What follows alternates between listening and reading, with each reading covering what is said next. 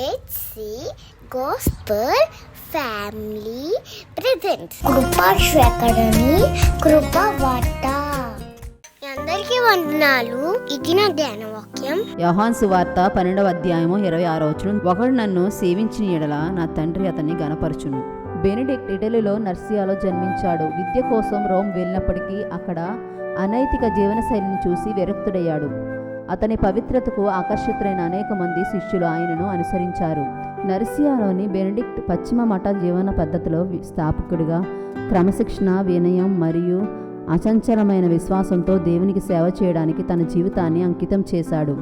ఆయన జీవితంలో అనేక పరీక్షలు వచ్చాయి, కానీ ఒక సంఘటన బెనెడిక్ట్ తన మఠ జీవితం ప్రారంభ దశలోనే గొప్ప జ్ఞానం మరియు పవిత్రతతో అనేక మందిని ఆకర్షించాడు.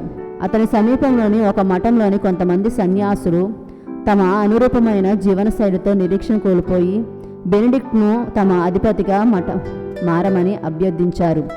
మొదట ఆయన అంగీకరించలేదు, ఎందుకంటే తన కఠినమైన ఆధ్యాత్మిక నియమాలు వారికి నచ్చకపోవచ్చని తెలుసు. అయినప్పటికీ అది దేవుని పిలుపుగా భావించి ఆయన వారికి సేవ చేయడానికి అంగీకరించాడు.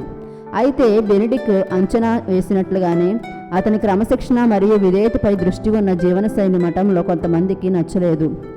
అలాంటి వారు ఆయనను చంపేందుకు కుట్ర పన్నారు.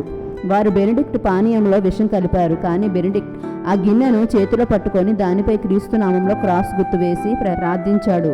ఆ క్షణంలో ఆ గిన్నె అలా తునకలైపోయింది. అందులోని కుట్ర బహిరంగమైంది. వినయంతో సేవ చేయడం, బాధను తట్టుకోవడం మరియు దేవుని న్యాయంపై విశ్వాసం ఉంచడం.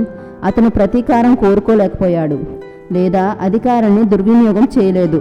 బదులుగా అక్కడి నాయకత్వాన్ని విడిచిపెట్టి తన ఆధ్యాత్మిక లక్ష్యాన్ని కొనసాగిస్తూ మెంటో క్యాసినో మార్గాన్ని స్థాపించాడు.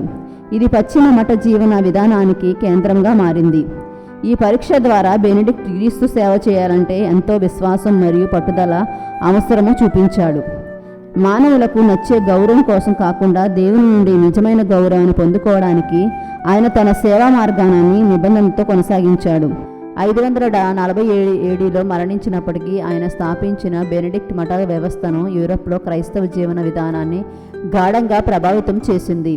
1964లో పోప్ పాల్ VI ఆయనను యూరప్ యొక్క సంరక్షక పరమ పవిత్రుడిగా ప్రకటించారు. గనుడైన తండ్రి, నీకు వందనాలు చెల్లిస్తూ ఉన్నాం. ఈ దిన నీ మాటలను బట్టి నేను కీర్తిస్తూ ఉన్నాం. నీ వాగ్దానపు మాట మా బ్రతుకులలో నెరవేరగలిగిన కృపను అనుగ్రహించమని, ఏకీభవించిన ప్రతి ఒక్కరి జీవితంలో అది నెరవేర్పులో ఉంచమని యేసు గణనామంలో ప్రార్థించడికి వేడుకుంటున్నాము తండ్రి. ఆమేన్. Thank you everyone.